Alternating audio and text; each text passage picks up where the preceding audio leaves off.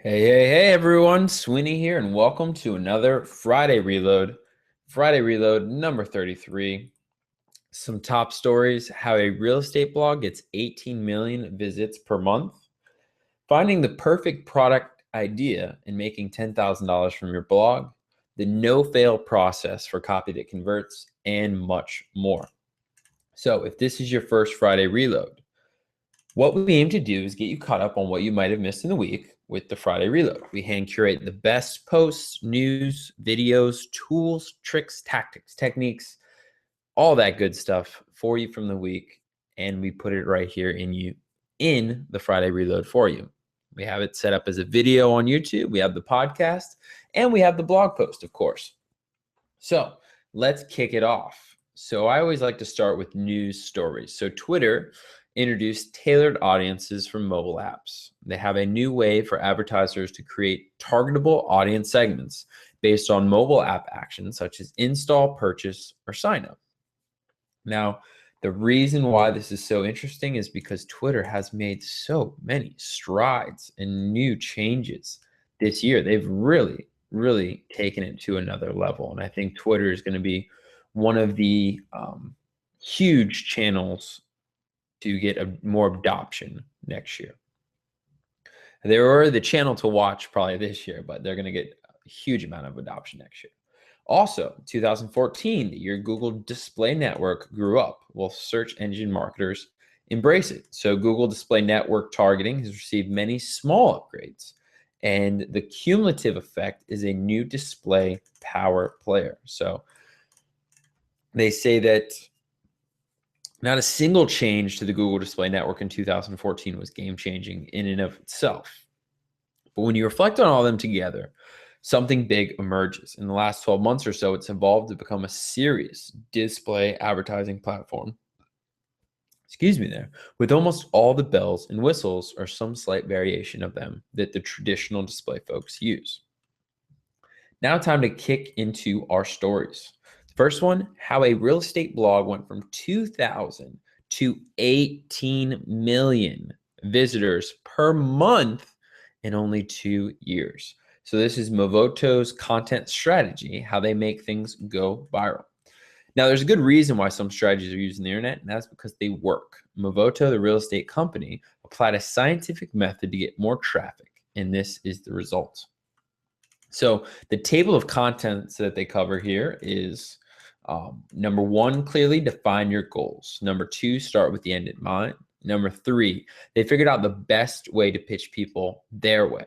Number four, don't reinvent the wheel. Learn from the experts. Number five, how to make things go viral. Number six, the magic of click-through rates. Number seven, focus on Facebook. Number eight, remember the small things when it comes to SEO. Number nine, the results of all the hustle. And then number 10, the future of the content. So they lead off by saying, how do you compete against sites that are 25 times larger with marketing budgets that exceed your 7-year-old company's total historic revenue? You don't. For the past 2 years, the content strategy at Movoto has been about finding holes in our bigger competitors' strategies and exploiting them. Much like the Oakland A's fight against the Yankees and the Red Sox, we can win if we focus on parts of the market that our competitors overlook. And then they talk about how the 2,000 visits per month to over 18 million visits per month. And you can too. And they have this pretty awesome graph here of when they discovered their first hit, then it starts to have like the smallest increment up of their first repeated hit. Then they discover, they start bouncing up and more, and then they discover, how to go viral, start bouncing up and then kind of bounce back down, start to scale, really hit up, learn from Upworthy, freaking hit the roof, and then optimized. I mean, it's incredible what they have done. Next up, 9 marketing automation hacks powered by Zapier. So if you are a marketing automation geek, you will enjoy this list of 9 Zapier hacks. It's going to make your life much easier. Here are the zaps or the recipes that have been most useful to them in the past, as well as the coolest new automation ideas that they're going to try out. And I will rattle them off to you. Number 1, RSS to Google Plus page. 2, Twitter lead gen cards autoresponder. 3, build a custom RSS feed. Number 4, build a list of people who share your content. Number 5, nurture event registrant. Number 6, create an email draft following a form submission. Number 7, LinkedIn new connection to Gmail. Number 8, sync email contacts between platforms. And number 9, delay trigger.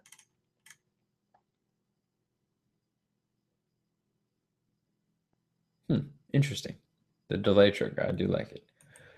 Next up, we have 29 things you should be doing but probably aren't. And these are labeled as growth hacking quick wins. And the reason why this one is so great, I will read you the second slide. It says, there are no silver bullets. Screw that. Let's talk about silver bullets. And then they go into their different growth hacking quick wins. And I mean, I think everyone loves that, right? There's no silver bullets. No, there are. We're going to talk about them. Next up, startup launch power. So if you're launching, a new startup, a new software, or even a new website, some of the big sites that you want to go after: Product Hunt, Hacker News, and TechCrunch.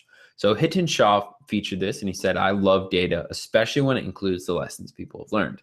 This post from the folks at Batch will help you think about how to approach marketing for your next product release. So if you want the short notes, which is what I'm going to give you guys, of course, TechCrunch generated low traffic, 372 visits, but an excellent sign-up rate of 17%.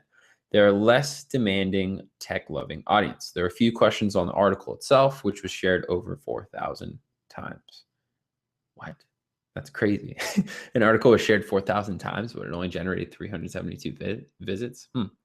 But then again, you get to throw up the authority of being featured on TechCrunch. Next up is Product Hunt, which delivered a solid amount of traffic, 4,696 visits in 24 hours, with a decent sign-up rate of 6%. More importantly, Product Hunt set themselves apart in their ability to continue to drive traffic to our site over the week, amounting to an additional 150% of what we had on launch day, resulting in a grand total of 13,866 visits. They have a tech-loving audience with a product design angle who posed very interesting questions from the community. Next up, the highest traffic on a relative scale came from Hacker News, which generated 2,000 visits in just 3 hours, with a low sign-up rate of 3%. They're a demanding audience with challenging questions, especially if the post makes the top 10. Next, Beta List sent very moderate traffic of 240 visitors, with an excellent sign-up rate of 22%. But the promotion fee to jump the queue and actually get featured, which is $190, brought the sign-up cost to $3.60. So if you want to dig in a bit deeper, make sure to check it out. Next up, we have how I reached 100,000 visitors with these 7 rules. This comes to us from Neil Patel, the king on content marketing. So here are the 7 rules he blogs by. Number 1, set the right frame. Number 2, hook your readers. Number 3, data builds credibility. Number 4, blog with your heart. Number 5, love your readers. Number 6, don't repel readers with fancy vocabulary. And number 7, it's all in the list. Email lists, email lists, email lists. I say it once, I'll say it 100 times, build that email list. Next up, we have 100 lessons learned from 10 years of blogging. Now, if the 7 rules weren't enough, then you can drink from the fire hose because Neil has 100 lessons you can learn from. Now, we aren't going to post all 100, but he does cover headlines, writing, idea generation, commenting, email marketing, scheduling, blog posts, and then lastly, social media. Next up, we have how to find the perfect product idea and make $10,000 from your blog. So Brian Harris chronicles a recent product launch. How do you make money from a blog? People ask that question all the time. Last month, he launched his first product on the blog. It followed a 3-step process to go from idea to validation to launch. The result? Over $10,000 in sales in the first 24 hours. Now, the 3 steps are very simple, but he obviously breaks them down heavily within the post. The 3 steps are: invent a product that people will buy, validate the product idea, launch the product, and make money. He even posts, let me scroll all the way down here, just so you can see how big the post is. He even posts the exact emails in the copy that he used, which is very cool. He followed a announcement to educational to product detail to card open to last call approach. All right, next up, a no-fail process for writing landing page copy that converts. Now, what I really loved on this page, so, step one, your ideal customer, typical. Step two, steal your messages. So they talk about using Amazon reviews for books related to your industry and asking open questions, online reviews, phoning existing clients, basically really getting into clients' head and customer's head and using their own words. And that's how you're going to really connect with your landing page. Next up, and man, this is a beauty, the top 15 email marketing myths you need to know. This is so awesome. You guys need to check it out. You need to see it. But I will go over a few of them. So let me see. First time a repeat customer, I'll send them all the same email. Yeah, no, of course not. Let's see if we have any great ones in here. A subject line is the golden key to the success of an email marketing campaign. They say that the reasons for opening an email is actually the sender name, which is higher than the subject line. So it goes sender name, subject line, offer, intro paragraph, and then expected length. So I thought that was pretty interesting because that definitely speaks to the branding aspect. And then it makes you wonder if you switch up the sender name, how much better your emails will do. Shorter subject lines result in greater email effectiveness. Basically, they found that it varies by industry. Images are more preferable to text, not necessarily. And the higher the email frequency, the higher the unsubscribe every time. Once again, not always. They talk about how one brand increased their email sends. Well, this one's a little silly, but from 1 email per month to 4, and it doubled their open rate and earned an additional 11% of revenue for the band, for the brand on average. And they found that if you are emailing your list 4 or 5 times a month, it will actually decrease your unsubscribes. I think that makes sense though, because when people never hear from you, they're kind of like, "Who is this person again?" Compared to you sending a couple emails, they go, "Oh, okay, I know it." Next up is SEO Tactics to Love versus Lead by Rand Fishkin. So cracking the SEO code for 2015, an awesome slide share that we featured on the blog. Where can you find the blog? I'm happy you asked. digitaltriggers.io/FR33. Next up, we have 7 customer support hacks to increase sales, build better customer relationships, and grow your business. So how many times have you seen customer support tips that are vague, very useless for your business? Not this one. So number 1, upsell and cross-sell when it's appropriate. Number 2, skip the fact. So they actually say that you shouldn't have a fact because you want customers writing in and not finding the answers to the problems so you can actually fix the root of the problem. Number 3, send a handwritten note. Number 4, reduce customer effort. Number 5, use reciprocity to increase retention. Number 6, identify, track, and act on your red flag metrics. And then number 7, feed your customers' cravings. Next up, this might be the coolest, coolest story we've ever posted, ever. No, but really, it's what a letter from 1855 can teach us about business today. So Daniel McCallum wrote to his bosses back in 1855. He was recently promoted to the general manager of the New York and Erie Railroad. He outlined 5 key management challenges, and they still exist in today's businesses. What were those 5 challenges that he outlined? Well, they were: how do you get a group of people to work together to common goals? How do you give people the right amount of responsibility? How do you make sure the job gets done? How do you know how things are going? And how do you do this all with respect for others? Then we have 3 ways LinkedIn advertising is different than other paid social platforms.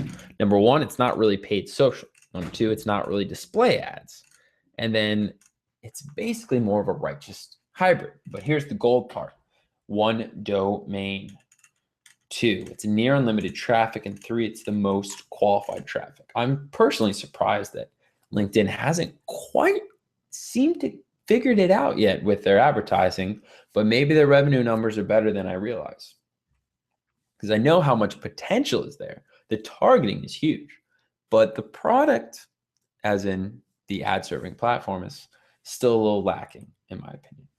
Next up, we have an Ask a Growth Hacker question, and it's what are emerging technologies, products, and growth channels that a student of growth hacking should be aware of? Sean Ellis had a fantastic answer, and we are going to focus it here. The important growth channels are really dependent on a product's category and target customers. For example, most marketing tools, businesses benefit from content marketing for their growth. Man, that's a mouthful. If I was going to recommend two channels that will likely be important a few years from now for most companies, I'd say search, Google in particular, and Facebook.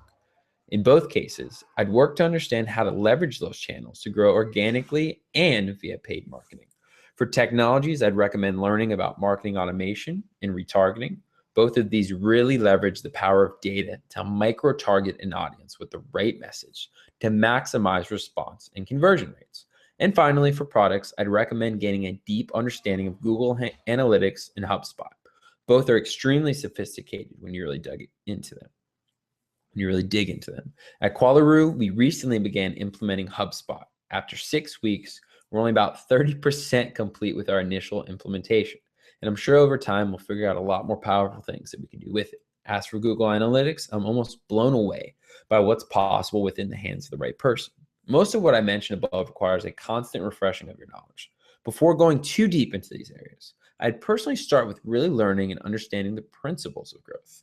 These principles don't change over time. Hint, hint, it's like that for anything in life, which means it's a really good investment of learning time. Principles include things like the importance of product market fit, triggers of persuasion, importance of things like retention and conversion, and stages of growth for a new product. So what matters when? Then we have our Hittenshaw tip of the week from SaaS Weekly, and he's saying early access is the new beta. I tweeted about this a while ago and can't help but smile when I see a website using early access instead of beta to solicitate people to sign up. Using A and B testing and qualitative research, I discovered that get early access as the call to action is much more effective at getting people to sign up versus calling your earliest release a beta product. People feel more special, like they're getting exclusive access to a hot new club. They're also more receptive to paying and giving feedback too. It also has the added benefit of allowing you to test your business model early, not just your product. So that was on the blog. Let me scroll down to it. And Hittenshaw has a great, if you're interested in more SaaS stuff, has a great email newsletter called SaaS Weekly. So now time for tools. So first tool is Workflow. And this helps you automate things that you do every day on your iPhone, iPad.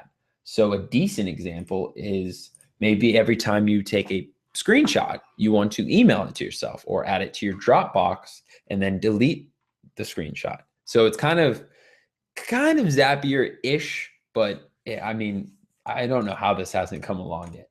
I'm not gonna lie, I can't think of any crazy ideas currently, but I'm sure as this develops and the fact that you can see other people's workflows, it's going to be a very awesome tool. If you can think of any tools, maybe when you wake up, you have a certain playlist, you make a call, you do a text, things of that nature, you open your email, Workflow is probably for you.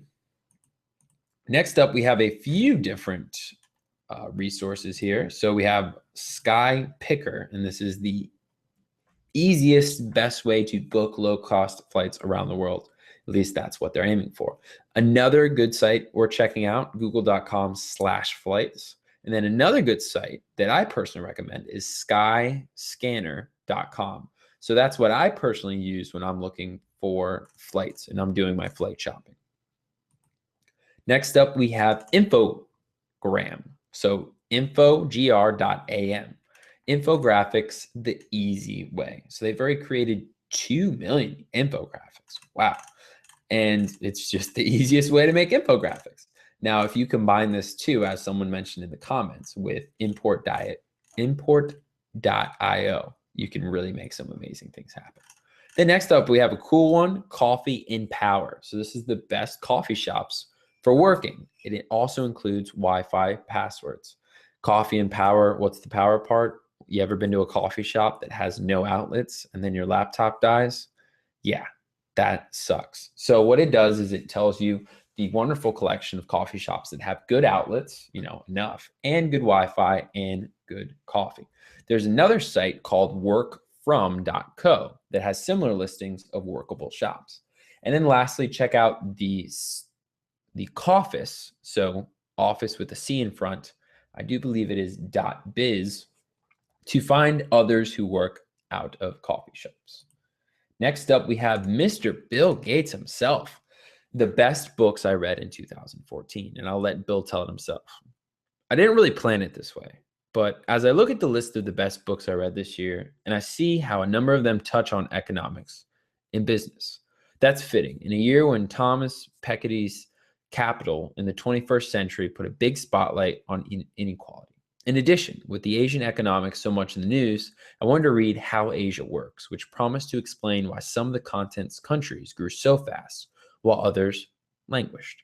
And I got to brush up on an old favorite, the best business book I've ever read. This book was so obscure that when Bill Gates mentioned it, the company reprinted the book to meet up with the demand, because it was basically an out of print book, but there was such huge demand for it that they reprinted it. Now we need to move on to our honorable mentions section. So these are other good stories worth checking out. We can't always fit them all in, but we try to at least include them. So we have How a Ferrari Made Me $1 Million from Neil Patel. How Close.io closed $585 in monthly revenue from one tweet. The Ultimate Guide to Setting Up Your YouTube Advertising Campaign in AdWords. The 20 Principles of a Dynamite Local SEO Audit. 8 Ways to Optimize Your Checkout Process for Conversions. How brands use Snapchat for marketing. The simple model that has made Product Hunt incredibly addictive for thousands of community members. Hacking B2B SaaS fundraising. Why the growth process is more important than the growth hack. Why I Run a Flat Company by Jason Fried of 37 Signals. And then lastly, Ask Hacker News. How can I remedy scatterbrain and information overload? A subject that I think we could all use a little bit of help on. So I hope you enjoyed the Friday Reload. As always, we ask you to share the knowledge and hit any of these wonderful share buttons at the bottom here. Maybe use this ironically gray button for the email, which is also known as the dark social network. And or leave a comment. Always love to hear comments. Love to hear from the listeners and the blog readers. All that being said, I hope you all have a terrific Friday and a wonderful weekend.